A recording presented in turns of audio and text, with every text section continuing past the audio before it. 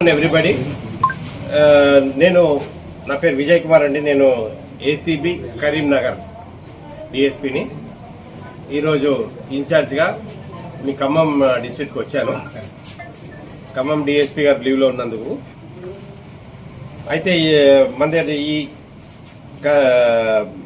Manuguru police స్టేషన్లో ఎస్ఐగా పనిచేస్తున్న Shri Battini Ranjith sub inspector గారు, వీరు ఒక crime number 292 of 25 under section 318 class 4, 296 class 3, read with 3V3 class 5 of BNS act మీద ఒక ఎఫ్ఐఆర్ రిజిస్టర్ అయింది. ఆ కేసులో బెయిల్ ఇవ్వటానికి గాను ఎస్ఐ గారు 40,000 డిమాండ్ చేయడం జరిగింది. ఆ డిమాండ్ కోసము పైసలు తీసుకొని మొన్న 19th రోజు కూడా కంప్లైంట్ వచ్చారు.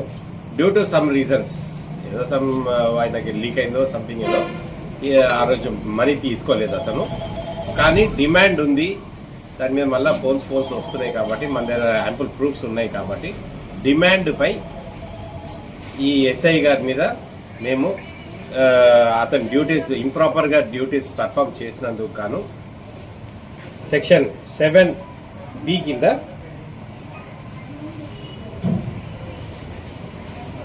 అతనిపై సెక్షన్ 7B కింద మేము అతనిపై కేసు రిజిస్టర్ చేసి కస్టడీలోకి తీసుకొని రిమాండ్ చేయడం జరుగుతుంది. అంటే కేసు పూర్వపరాలు అని చెప్తారు. కేసు డీటెయిల్స్ పూర్వపరాలు క్రైమ్ నంబర్ 292 of 25 అండి. ఇది అంటే సార్ అంటే మా ఈకే మణుగూరు పోలీస్ స్టేషన్లో కేసు అది క్రైమ్ నంబర్ 292 of 25. ఆ క్రైమ్ అంటే ఆ నెంబర్ దేనికి, ఏ పర్పస్ సంబంధించింది? అది ఒక చీటింగ్ కేసు అండి. కార్స్ తీసుకొని పోయి అమ్ముకున్నారు అది ఇది అనేసి, అదే గిరి పెట్టుకున్నారు కార్స్ లీజు తీసుకొని.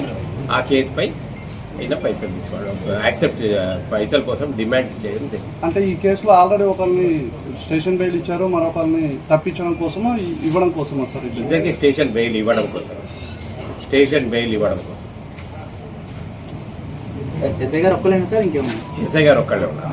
అంటే దాంట్లో బయట వేరే రకంగా పడుతుంది. 2-3 ఉన్నారు ఇందులో ఇన్వాల్వ్మెంట్. 2-3 అంటే మేము పట్టుకుంటాంగా. మాకు 2-3 ఉంటే మేము తీసుకుంటాం. బాధితుడు ఏమైనా పేరు చెప్పగలరా సార్? ఏమన్నా బాధితుడి పేరు అయితే మేము చెప్పమండి. యాజ్ పర్ నామ్స్ మేము ప్రెస్ నోట్ ఇచ్చేటప్పుడు బాధితుడికి పూర్తిగా మేము సార్ ఇప్పుడు అతను తీసుకోలేదు, ఎస్ఐ గారు తీసుకోలేదు, కానీ మీకు ఎటువంటి ఆధారాలు లభించాయి?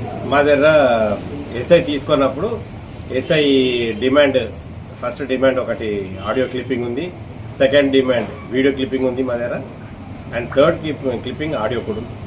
3 ఆడియోస్, 2 ఆడియోస్, ఒక వీడియో రికార్డ్. ఒక కేసు సంబంధించేనా సార్? ఒక కేసు సంబంధించి. అంటే ఎంత డిమాండ్ చేస్తుంది సార్? 40,000 ఎఫ్ఐఆర్ చేయకుండా ఉండేందుకే కదా? ఎఫ్ఐఆర్ అయిపోయిందండి. ఎఫ్ఐఆర్ చేశారు, బెయిల్ ఇవ్వడం.